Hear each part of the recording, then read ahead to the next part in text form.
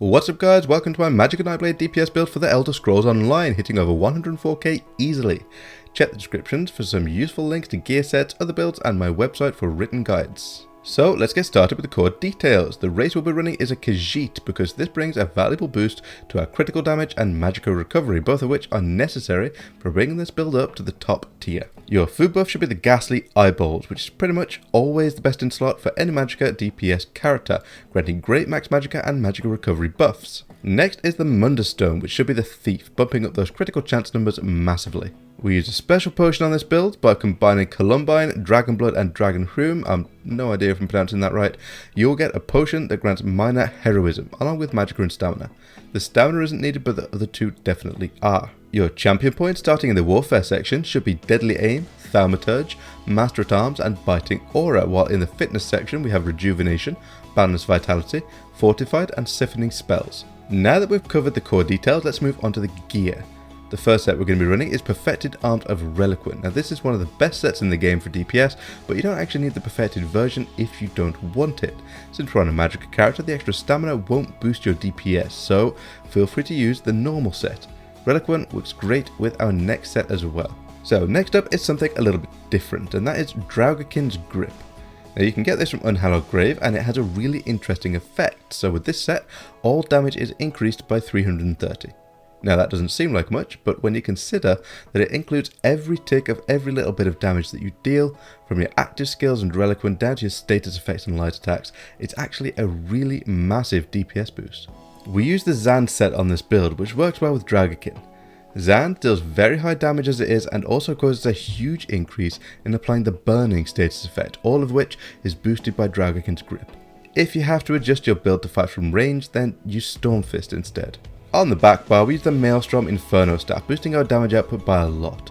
The perfected version adds extra penetration, which probably isn't needed in a trial setup, so you can go ahead and use the normal version if you wish. That's the gear covered, so let's check out the skills. On the front bar, we have Concealed Weapon, Merciless Resolve, Inner Light, Impale, Barbed Trap, and Dawnbreaker of Smiting, and on the back bar, we have Unstable Wall of Fire, Mystic Orb, Inner Light again, Twisted Path, Degeneration and Veil of Blades. Concealed Weapon is our primary spammable, offering really great damage output along with high uptime on Major Berserk when used in combination with Twisted Path. Merciless Resolve is a high burst damage skill that activates after every 5 light attacks. You can fire it directly following the light attack that activates it if you wish, but I often found that the game didn't register that it was active fast enough and I would miss it, so I actually fired every 6 light attacks instead. We have Inner Light on both bars for the valuable Major Prophecy buff along with a big boost to max Magicka.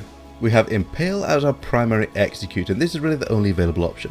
Now Killer's Blade could be used if you could sustain the stamina use and it would allow the execute phase to start sooner, but generally Impale is our only consistent option. Minor Force is an essential buff and we get that from Barbed Trap. We also get a small boost to damage for having it slotted from the Fighters Guild passives, and it deals a little bit of extra damage as well. We don't actually use Dawnbreaker or Smiting most of the time, it's just slotted for the extra damage buff. If you're at the end of a fight and won't get a chance to use Veil of Blades, you can pop this for the damage spike if you wish though.